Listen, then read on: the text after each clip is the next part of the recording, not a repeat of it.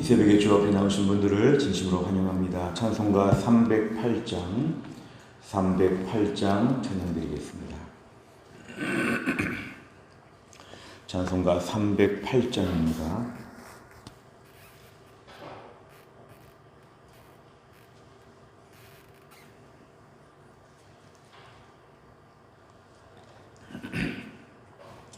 찬송가 308장입니다.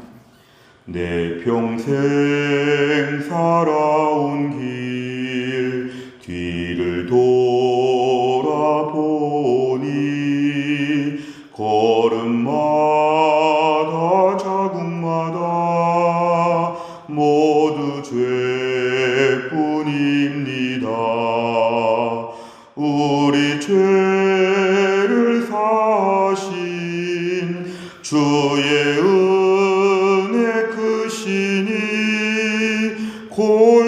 골고다의 언덕길 주님 바라봅니다.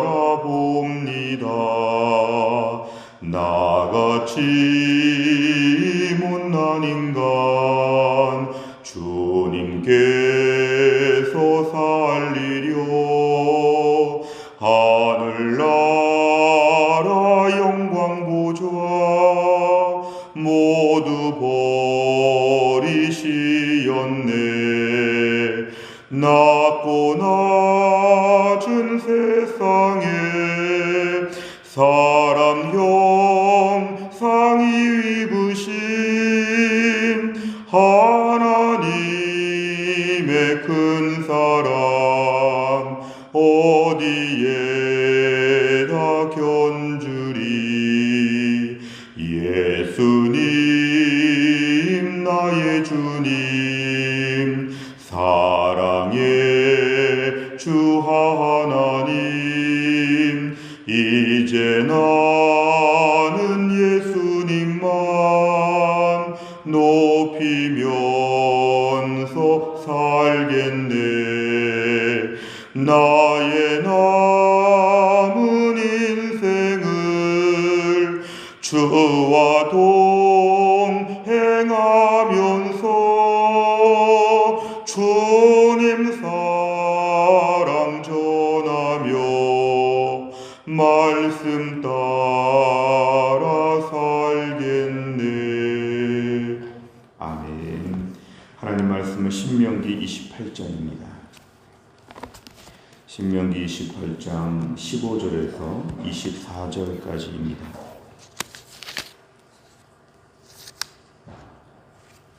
신명기 28장 15절에서 24절까지의 말씀, 페이지로는 304페이지에 있습니다. 신명기 28장 15절에서 24절까지의 말씀을 정한절씩 교독하시겠습니다. 내가 만일 네 하나님 여호와의 말씀을 순종하지 아니하여 내가 오늘 네게 명령하는 그의 모든 명령과 규례를 지켜 행하지 아니하면 이 모든 저주가 네게 임하며 네게 이를 것이니 네가 성읍에서도 저주를 받으며 들에서도 저주를 받을 것이요 또 내 광주리와 떡반죽 그릇이 저주를 받을 것이요 내 몸의 소생과 내 토지의 소산과 내 소와 양의 새끼가 저주를 받을 것이며 내가 들어와도 저주를 받고 나가도 저주를 받으리라.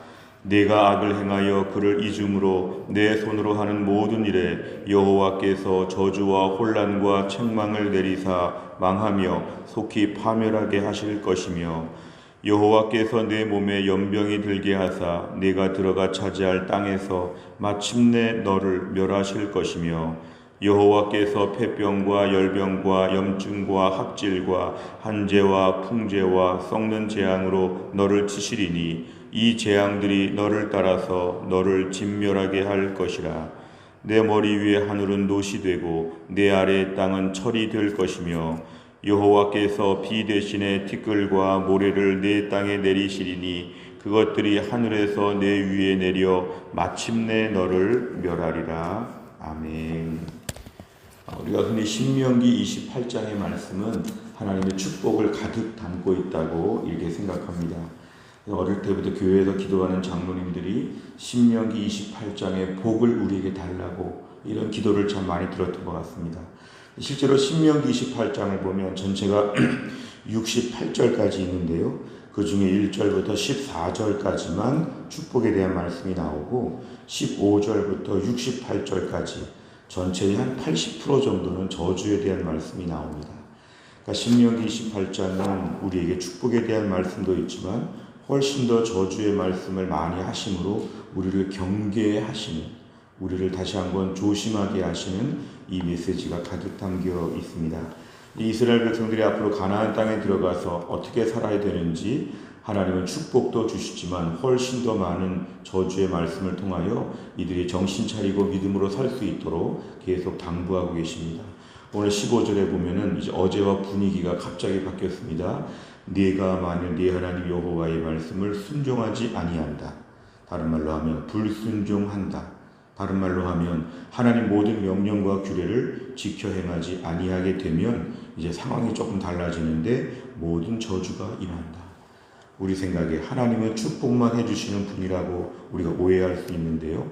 하나님은 축복과 저주를 다 주시면서 우리에게 온전한 믿음을 가르치신다. 이걸 우리가 알 수 있습니다. 당시 많은 이방인들의 수호신들, 가나안 땅의 우상 종교들은 저주할 줄을 모르고 거의 축복만 주는, 그러면서 인간 밑에서 인간의 마음을 만족해 하는 이러한 좀 종속적인 관계였다면 하나님은 가나안 종교와 다르다는 것이죠. 종속적인 하나님이 아니라 우리 위에서 통치하시는 하나님. 만약에 내가 말씀 듣지 않으면 내가 너에게 저주를 낼 것이다.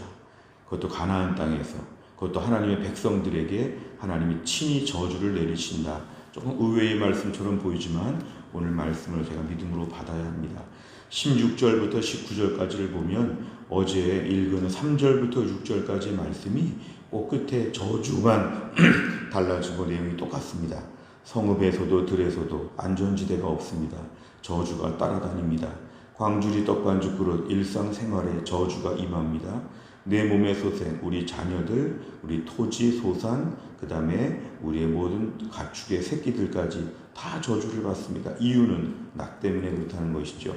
하나님 말씀에 순종하지 않은 나 때문에 다 저주가 임한다. 19절, 들어와도 나가도 아무리 도망다녀도 저주가 계속 따라다니는 인생이 된다. 그 이유는 15절에 하나님 말씀에 순종하지 않게 되면 하나님이 이렇게 저주를 통해서 다루신다는 것입니다. 우리 하나님이 역사에 개입하지 않을 것으로 믿는 은근한 불신앙이 있습니다. 하나님은 이 땅에서는 관여하지 않으시고 천국을 만드시고 천국에서 기다리고 계신다. 이 땅은 우리끼리 그냥 인과응보의 법칙으로 우리끼리 사는 것이다. 하나님 말씀에 의하면 이 땅에서도 하나님이 축복과 저주를 통하여 개입하신다. 살아계시다는 걸 보여주신다. 조심해야 된다는 걸 강조합니다. 우리의 자녀가 잘 되기를 바라고 사업이 잘 되기를 바라고 어디 가든지 복을 받기를 원한다면 하나님 말씀에 불순종하면 절대로 그렇게 될 수가 없다. 경고의 말씀이 되겠습니다. 20절까지를 보면 내가 악을 행하여 그를 잊음으로, 역시 이것이 죄 짓는 조건입니다. 죄악의 표현입니다. 악을 행하는데 그 이유는 하나님을 잊어버렸다. 하나님을 잊어버리게 되니까 이제 못할 일이 없습니다. 하나님이 안 계신다고 하는 세상 가운데서 이제 얼마나 우리가 많은 죄를 범할 수 있는지. 근데 그렇게 될 경우에 하나님이 내 손으로 하는 모든 일에, 중요한 말이 모든입니다. 모든. 내가 뭘 해도 안 된다. 여호와께서 저주와 혼란과 책망, 벌을 내리신다. 망한다, 망한다. 속히 파멸한다. 21절에 보니까 갑자기 연병, 질병들이 생기고 네가 들어가 차지할 땅, 가나안 땅, 젖과 꿀이 흐르는 축복의 땅, 무조건 잘 되는 땅, 복받는 땅이 아니라 그 땅에 들어가는데, 물리적으로는 들어가는데 그 속에서 하나님께서 우리를 벌하신다. 좋은 땅에서 벌을 받는다. 이렇게 오늘 얘기합니다. 22절에 보니까 폐병, 열병, 염증, 학질, 무더위와 한재, 가뭄과 풍재, 식물이 썩는 게 되는, 시들게 되는 이런 모든 재앙들이 계속 임하게 된다. 그러면서 오늘 결국은 최종적으로 결국은 망한다. 23절 하늘이 노시되고 땅이 처리된다는 것은 하늘과 땅이 다 막혀 있어서 비가 오지 않는다. 비가 오지 않고 24절에 보니까 티끌과 모래만이 날리게 된다. 결국 마침내 최종적으로 망하게 될 수밖에 없다. 그 이유는 20절에 악을 행하여 그를 이중으로 이런 일들이 다 벌어지게 된다는 것입니다. 하나님이 이스라엘 백성들이 가나안 땅에 도착했을 때 가나안 땅에서 매일 기뻐하고 잔치하고 복을 받고 하나님 이런 것만을 추구하지 않고 거기서 하나님을 기억하면서 순종을 계속해야지만 된다.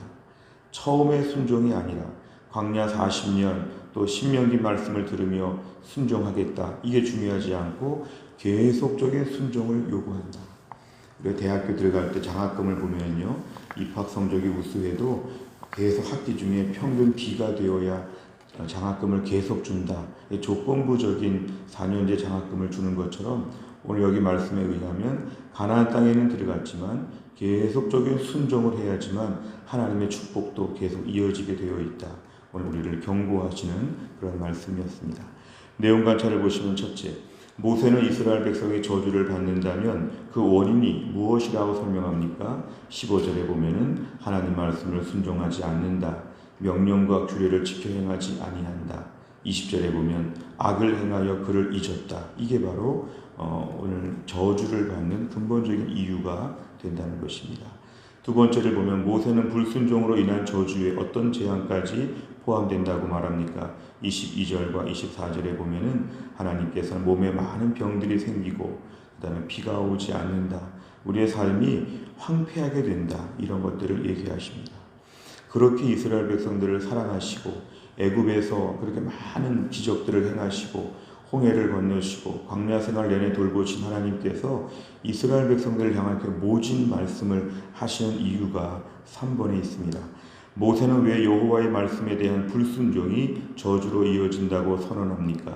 불순종하면 저주를 받는다. 하나님 앞에서 영적으로 태도가 안 좋아지면 하나님이 그 일들을 막으신다. 이것은 하나님 이스라엘 백성들이 온전해지기를 바라기 때문에 그렇습니다.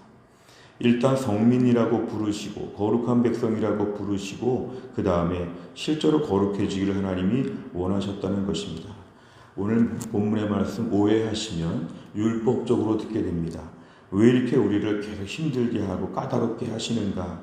벌을 많이 내리시는가? 무서워서 믿게 하시는가? 순종하게 하시는가? 율법의 하나님이다. 이렇게 보면 하나님을 오해하는 것입니다. 우리가 오늘의 말씀은 복음으로 봐야 합니다. 율법이 아니라 복음.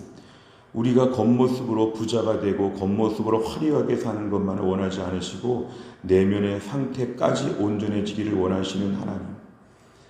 우리의 속마음까지도 달아보시면서 믿음으로 제대로 살기를 바라시는 하나님의 눈물겨운 경고의 말씀을 우리가 복음으로 받아들여야 됩니다. 어떤 재벌 회사들을 보니까요. 2세, 3세들 재산들 이어질 때 볼 때는 재벌집 아이들에게도 그렇게 호화롭게 사는 것은 사실은 잘못 키우는 것이죠. 재벌집 아이들에게도 똑같이 열심히 공부시키고 일시키고 무거운 거 들게 만들고 험한 직장생활 다 경험하게 하면서 자기 자녀들을 그렇게 힘들게 가르치고 어렵게 가르치는 것이 진짜 부모가 자녀를 사랑하는 것이죠. 매일 용돈만 많이 주고 매일 칭찬만 해주고 매일 격려만 해주면 나중에 감동이 돼가지고 올바로 산다? 이건 자유주의적인 신학 접근 방법입니다. 사람은 잘해준다고 변화되지 아니하고 말씀으로 책망을 받고 고쳐져야지만 온전해질 수 있습니다. 하나님 이스라엘 백성들 잘해주면 알아서 철들어서 순종할 것이다. 하나님 그렇게 보지 않으셨습니다.